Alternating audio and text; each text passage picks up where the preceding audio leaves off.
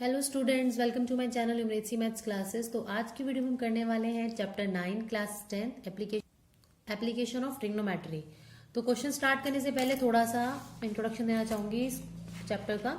Basically हम दो type के एंगल्स पढ़ते हैं इसमें, angle of elevation and angle of depression. तो एंगल ऑफ एलिवेशन होता क्या है, कब बनता है?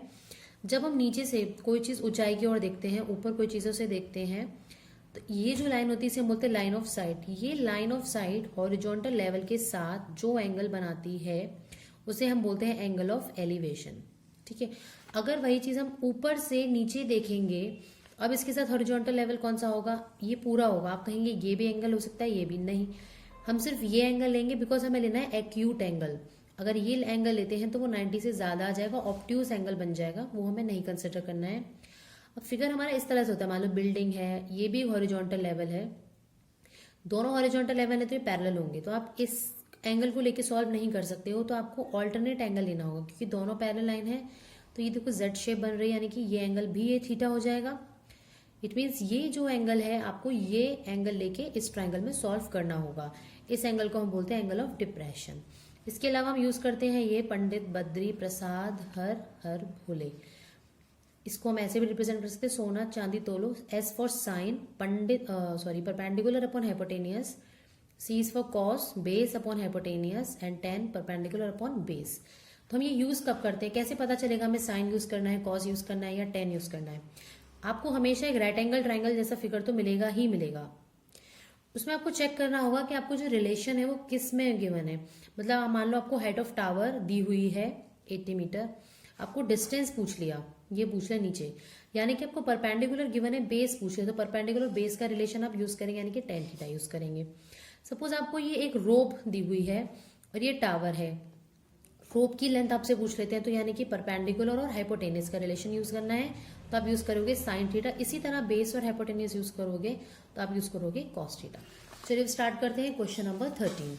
क्वेश्चन नंबर 13 में हमें गिवन है, as observed from the top of a 75 meter high lighthouse from the sea level। sea level मतलब नीचे से हम देख रहे हैं, और and observed from the top of a 75 meter the angle of depression of two ships are 30 degree and 45 degree.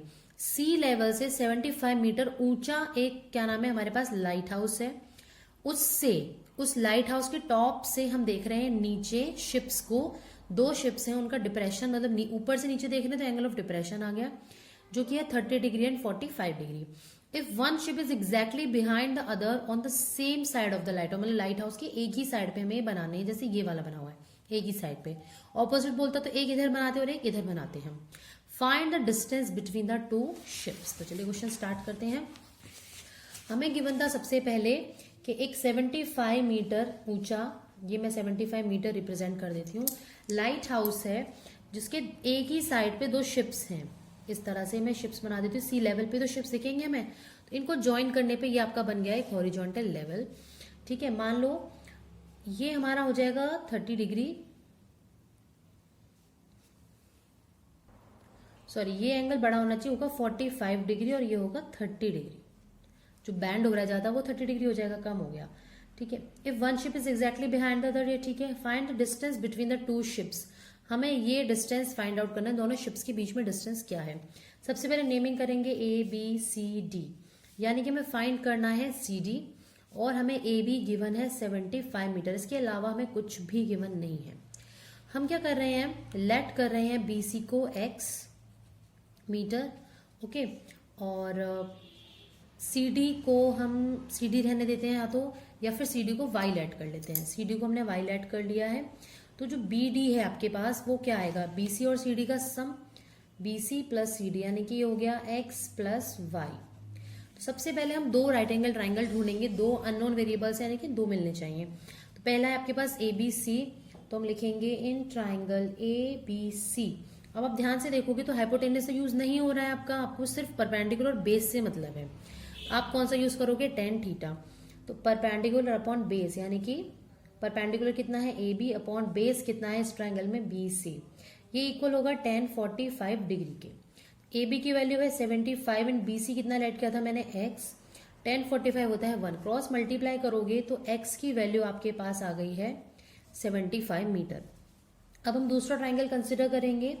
In triangle A B D, आप A C D consider नहीं कर सकते क्योंकि राइट एंगल ट्राइंगल नहीं है। ए B D में आपके पास again perpendicular upon base, base क्या है इस बार बी डी है, इज इक्वल टू हो जाएगा 1030 डिग्री के। A B is 75 degree upon B D, B D कितना था आपके पास x प्लस वाई था, इज इक्वल्स टू 1030 डिग्री, और 1030 कितना होता है 1/√3। x की वैल्यू आप यहां से इसमें पुट कर देंगे तो आपके पास आ जाएगा देखो 75 upon 75 plus y is equal to 1/√3। Cross multiply करने पर इस साइड मिलेगा 75√3 इज इक्वल टू, जब ये पूरा 1 से मल्टीप्लाई होगा तो एज इट इज आ जाएगा, 75 को इधर ले आते हैं तो √3 माइनस 1 हो जाएगा, is equal to y. It means y हमारा क्या था, डिस्टेंस बिटवीन टू शिप्स था। देयरफॉर हम कह देंगे कि हमारा जो डिस्टेंस है, डिस्टेंस बिटवीन टू शिप्स, वो कितना आ गया है 75 इंटू √3 माइनस 1 मीटर। तो आई थिंक समझ में आ गया होगा, क्वेश्चन को डाउट नहीं होगा। ध्यान में रखने वाली जो मेन चीज है वो यही है कि आपको बड़ा एंगल हमेशा पहले वाला जो होता है वो बड़ा लेना होता है, क्योंकि अगर आप ध्यान देंगे 0 डिग्री 30 डिग्री 45 डिग्री 60 डिग्री इस तरह से मतलब बनते जाते हैं, 60 डिग्री 90 डिग्री, तो जो ज्यादा बैंड करेगा वो सबसे छोटा एंगल होगा। तो ये ज्यादा बैंड कर रहा है, तो आप ऐसे भी ध्यान रख सकते हैं कि जो हमेशा वर्टिकल लाइन के पास बनेगा वो बड़ा एंगल होता है और छोटा वाला हमेशा दूर बनता है। ये ध्यान में रखने वाली बात है, अदरवाइज क्वेश्चन आपका गलत हो जाता। नेक्स्ट क्वेश्चन करते हैं, क्वेश्चन नंबर 14। क्वेश्चन नंबर 14 में हमें गिवन है अ 1.2 मीटर टॉल गर्ल, एक 1.2 मीटर टॉल गर्ल है, spots a balloon moving with the wind in a horizontal line at a height of 88.2 metre from the ground. Ground से, ये ground है, नीचे green line जो शो कर रहा है ये ग्राउंड है, ग्राउंड से बलून की जो हाइट है वो 88.2 है, यहां से इस पॉइंट से लेके पूरा 88.2 है। The angle of elevation of the balloon from the eyes of the girl at any instant 60 degree. इस टाइम पे 60 डिग्री एंगल था आईज से, यानी कि यहां ये गर्ल है तो ये वाला एंगल 60 डिग्री होगा आपका। After some time the angle of elevation reduces to 30 degree. थोड़ी देर बाद बलून आगे चला गया तो एंगल जो है वो 30 डिग्री बन गया। Find the distance travelled by the balloon during the interval. इस बीच में बलून ने कितना डिस्टेंस ट्रेवल किया, हमें ये डिस्टेंस फाइंड आउट करना है। तो फिगर इसको बना लेते हैं हम। देखो हमें क्या क्या गिवन था, एक हमें ये गिवन था कि 1.2 मीटर टॉल गर्ल है, 88.2 ऊपर एक बलून उड़ रहा है, जब वो यहाँ था तब एंगल कितना था, ये आपका 60 डिग्री। मुझे हॉरिजॉन्टल लेवल तो बनाना पड़ेगा, ऐसे तो मैं एंगल नहीं ड्रॉ कर सकती हूँ। फिर जब वो बलून थोड़ा और आगे निकल गया, ये मुझे यहाँ तक रखना था, इसकी जरूरत नहीं है, तब उसका जो एंगल है गर्ल की आई से था यहाँ से यहाँ तक पूरा 30 डिग्री। ये पूरा 88.2 था, नीचे 1.2 है, तो ये भी कितना होगा 1.2, यानी कि जो बची हुई लेंथ है वो कैसे आएगी 88.2 में से, पूरे में से अगर मैं क्या माइनस कर दूं 1.2, तो आपके पास कितना आ गया 87.0 मीटर। ठीक है, मैं नेमिंग कर लेती हूँ उसकी, तो हो जाएगा A B C D E। ठीक है, और इसको भी नाम दे देती हूँ मैं F, तो G H पूरे दे देते। चलो अब आपको पहले एक्सप्लेन करना होगा आपने ये 87 मीटर कैसे निकाली है लेंथ। तो आप उसके लिए क्या करेंगे, सबसे पहले आप लिखेंगे कि जो BG लेंथ है आपकी वो इक्वल होगी DF लेंथ के। BG लेंथ जो है वो किसकी इक्वल होगी DF लेंथ के। देयरफॉर ये कितनी हो जाएगी 1.2 मीटर। EF जो है आपको 88.2 दिया हुआ है, ग्राउंड से वो 88.2 पर उड़ रहा है। देयरफॉर जो आपके पास ED लेंथ है वो कितनी आएगी EF माइनस DF, तो ये हो गया 88.2 माइनस 1.2, यानी कि ये हो जाएगा 87 मीटर। अब आप ध्यान दें तो आपके पास दो राइट एंगल ट्राइंगल बन रहे हैं, तो ABC विद एंगल 60 डिग्री और एक एंगल बन रहा है EBD विद एंगल 30 डिग्री। तो सबसे पहले मैं कंसिडर करती हूँ इन ट्राइंगल ABC, और आपको फाइंड क्या करना है, इसने डिस्टेंस कितना ट्रेवल किया, यानी कि ये CD, यहां से यहां तक का डिस्टेंस CD में फाइंड आउट करना है। तो हम क्या करते हैं लास्ट क्वेश्चन की तरह, BC को मैं X लेट कर लेती हूँ और CD को लेट कर लेती हूँ Y, तो जो आपका BD है वो हो जाएगा X plus Y। Okay, so triangle ABC में अगेन परपेंडिकुलर बेस ही यूज हो रहा है, तो आप लिखेंगे AC अपॉन BC और ध्यान रखना जो ये ईडी की वैल्यू आपने निकाली थी ना, this ED will be equal to AC। Therefore आपका जो ईडी है वो भी AC के इक्वल है, तो ये हो जाएगा 87 मीटर। पैरेलल लाइंस है तो सेम ही होगा। नाउ AC अपॉन BC आपका हो जाएगा tan 60 डिग्री के इक्वल। AC की वैल्यू 87 है, BC है x is equal to tan 60 degree यानी कि √3।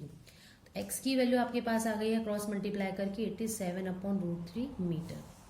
नेक्स्ट हम फाइंड कर रहे हैं दूसरे राइट एंगल ट्राइंगल में जो कि है EBD।